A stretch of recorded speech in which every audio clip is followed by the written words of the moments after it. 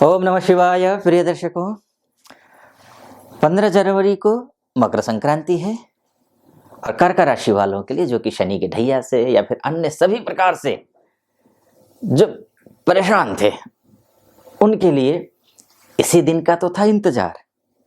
क्योंकि 77 साल बाद, 77 ईयर के बाद ऐसा योग बन रहा है। वादा है 2024 की सारी पटकथा कि आप कितना सफल होंगे जॉब में, या फिर आप बिजनेस करते हो, या फिर विवाह के लिए प्रयास कर रहे हो, सफलता नहीं मिल रही है, जॉब चेंज करना चाहते हैं, उसके लिए सफलता नहीं मिल रही है, सैलरी इंक्रीमेंट करवाना चाहते हैं, सफलता नहीं मिल रही है। हर एक फाइनेंशियली परेशानी बहुत ज्यादा थी कर्क राशि वालों के लिए, और फाइनेंशियली परेशानी की वजह से मेंटली जो पीस थी वो कहीं गायब हो गई थी। इन सब के लिए कितना आप इन सभी चीजों में सफल होंगे, इसकी पटकथा जो है वो इसी दिन लिखी जाएगी। क्योंकि 77 साल बाद रवि योग और वरियान योग एक साथ बन रहा है, और 5 साल बाद सोमवार के दिन ही संक्रांति पड़ रही है।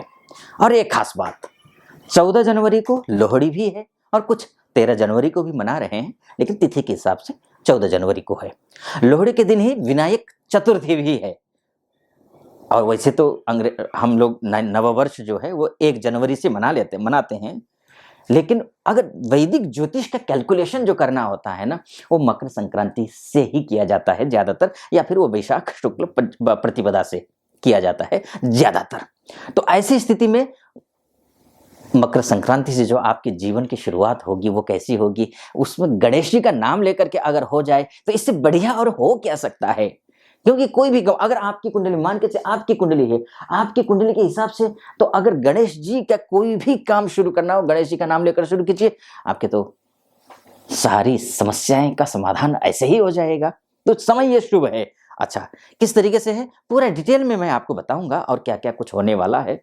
तो एक निवेदन आपसे जरूर है, अगर पहली बार वीडियो देख रहे हैं तो चैनल को सबसे पहले पूरा वीडियो सुनिए। अगर अच्छा लगता है मेरा एनालिसिस आपको अच्छा लगे तो चैनल को सब्सक्राइब कर दीजिएगा, वीडियो को लाइक और कमेंट बॉक्स में जाकर के महादेव का भक्त हूँ, आप पर भी महादेव की कृपा बनी रहे, ऐसी मेरी कामना। अच्छा लगे तो हर हर महादेव या फिर ओम नमः शिवाय 5 बार या 11 बार अवश्य लिख दीजिएगा कमेंट बॉक्स में। चलिए विषय पर प्रवेश करते हैं। देखिए, कर्क राशि वालों के लिए जो मकर संक्रांति से भाग्योदय हो रहा है आपका, मैं ऐसा क्यों कह रहा हूं, उसके 2 कारण है। 15 तारीख और 16 तारीख, 2 तारीख बहुत महत्वपूर्ण है आपके लिए। और 16 तारीख क्यों महत्वपूर्ण है, क्योंकि आपका जो कर्मेश है, यानी कि मान को, सम्मान को, पद को, नौकरी को, प्रतिष्ठा को, पैसा को, जॉब चेंज को, इंटरव्यू को, ये सब देने वाला ग्रह या फिर आपकी शिक्षा को देने वाला ग्रह 16 तारीख से उदय हो रहा है, वो है मंगल। लेकिन इसके बारे में एक और वीडियो बनाऊंगा मैं। मंगल को लेकर के ही जो अस्त था अभी तक, वो 16 तारीख को उदय हो रहा है। तो इन सभी चीजों में आपको लाभ मिलेगा, और कैसे मिलेगा, किस रफ्तार से मिलेगा और कब से मिलेगा, ये सारा मैं डिटेल बनाने वाला हूं। डिटेल में एक वीडियो बनाऊंगा। लेकिन हाँ, यहाँ पर बात सूर्य की हो रही है। तो सूर्य देखिए, सप्तमस्त सूर्य है। आप जॉब करते हो तो भी आपको जो है केंद्रस्थ सूर्य है। अब केंद्रस्थ सूर्य द्वितीयेश होकर के केंद्रस्थ हुआ है। तो ऐसी स्थिति में होगा क्या, देखिए, अगर आप जॉब करते हो, जॉब में अच्छी सफलता मिले, इंक्रीमेंट के चांसेस बनते हैं, क्योंकि धनेश है, धनेश मतलब सूर्य और राजा ग्रह है। तो ऐसी स्थिति में जॉब करते हो, इंक्रीमेंट के योग बनते हैं।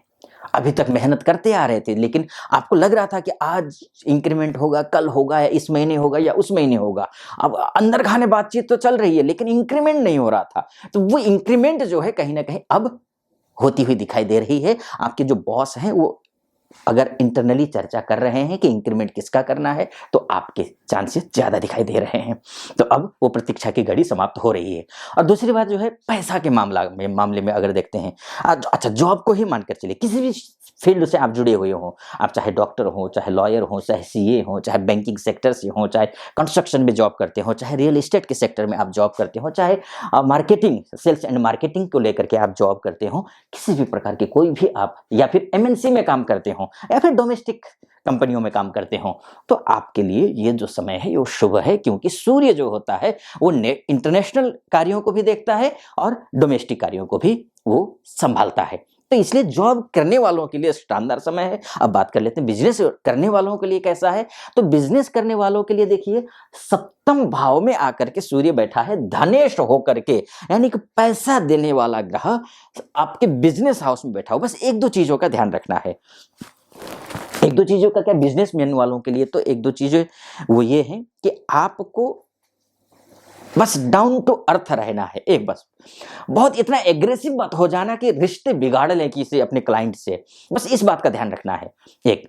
और दूसरी बात, बिजनेसमैन हो या जॉब करने वाले हो या फिर नहीं करने वाले हो, चाहे तो सेल्फ एम्प्लॉय हो, कोई भी हो, अगर वैवाहिक जीवन में खटपटी चल रही हो या कोर्ट केस चल रहा हो तो सावधान रहना, बिगाड़ना मत। ये जो अब कुछ आप बिल्कुल बिल्कुल जो है एग्रेसिव होकर के, गुस्से में आकर के कोई निर्णय मत लेना, खासकर इन एक महीनों में, जनवरी 15 तारीख से लेकर के फरवरी की 15-16 तारीख तक। इन एक महीनों में, बल्कि मैं बोलूंगा कि मार्च तक ही, क्योंकि सूर्य यहां भी चला जाएगा फिर इसके साथ में, तो मार्च के मिड तक रहेगा। तो इन दोनों में कोई कोर्ट कचहरी का मामला चल रहा हो, चाहे बिजनेस को भी लेकर के चल रहा हो, कोर्ट कचहरी का मामला चल रहा हो, पैसे के लेन देन को लेकर के चल रहा हो, आपने कहीं से ऋण लिया हुआ है या फिर कहीं पैसे देने हैं, दे नहीं पा रहे हैं, आपको एक डर है मन में कि होगा क्या, तो अब ये जो 2 महीने हैं वो थोड़ा सतर्क रहना। सतर्क का मतलब सावधानी, एग्रेसिव नहीं होना है, बिगड़ेगा कुछ नहीं, लेकिन एग्रेशन अगर दिखाया आपने तो बात बिगड़ सकती है, चाहे पर्सनल लाइफ को लेकर के हो, चाहे पैसे को लेकर के, चाहे प्रोफेशनल लाइफ को लेकर के, बस इस बात का आपको विशेषकर ध्यान देना है एक। अब आते हैं बिजनेसमैन की, मैं बात कर रहा था, तो बिजनेसमैन वाले चाहे आप मैन्युफैक्चरर हो, चाहे आप छोटे उद्यमी हो या मझौले हो या बड़े उद्यमी हो, छोटी सी किराने की दुकान रखते हो, शोरूम हो या फिर बड़े स्तर पर आप काम करते हो, कोई भी कार्य करते हो, आपके लिए ये जो समय है वो शुभ है, अच्छा है। विदेश में रहने वाले जो लोग हैं उनके लिए खासकर सूर्य का 15 जनवरी से तो अच्छा है ही, लेकिन फरवरी के मिड से और अच्छा है विदेश में रहने वालों के लिए। ये 2 स्थितियां हैं। तो पैसे की अगर किसी से लिया हुआ है तो पैसे की भी आप कहीं ना कहीं से इंतजाम कर लेंगे, व्यवस्था कर लेंगे, दे देंगे। विवाह के लिए अगर बात करते हैं तो विवाह के लिए भी अब जो है कहीं ना कहीं अपने नाते रिश्तेदार इत्यादियों में, कुटुंब में ही कहीं कोई अगर बातचीत चल रही है, तो उधर से रिश्ते आने की संभावनाएं हैं। अगर बातचीत चल रही है तो बातचीत बनने की संभावना है। अगर पेंडिंग है, बातचीत कंप्लीट नहीं हो पा रही है, अधूरी रह गई है बात, तो बात पूरी हो जाएगी और शुभ संकेत आपको दिखाई दे रहे हैं। शादी भी के लिए भी रास्ते प्रशस्त हो रहे हैं। ये शिक्षार्थियों के लिए भी हो गया। अन्य मैं एक चर्चा और करता हूं कि जो लव लाइफ की मैं बात करता हूं, तो कईयों को ये लगता है कि लव लाइफ की बात करना उचित नहीं है आचार्य होकर के। मैं लव लाइफ में प्रेम की बात कर रहा हूं, जिसका एक डेस्टिनेशन हो, मतलब प्रेम करते हैं लेकिन विवाह करना चाहते हैं, तो अगर ऐसा है रिश्ता आपका, मैं किसी उसकी बात नहीं कर रहा हूं कि कोई ऐसे ही जुड़े हुए हैं टाइम पास के लिए, उनकी रिश्तों की, ऐसे रिश्तों क्या कोई कुंडली में देखी भी नहीं जाती है और कुंडली में और चर्चा भी नहीं करता। तो लेकिन हाँ, अगर किसी से आप प्रेम करते हैं, विवाह करना चाहते हैं, तो ऐसे स्थिति में आपका जो समय है ये शुभ समय है, अच्छा समय है। आप शादी करने के लिए बातचीत आगे बढ़ाइए, ठीक रहेगा, शुभ रहेगा।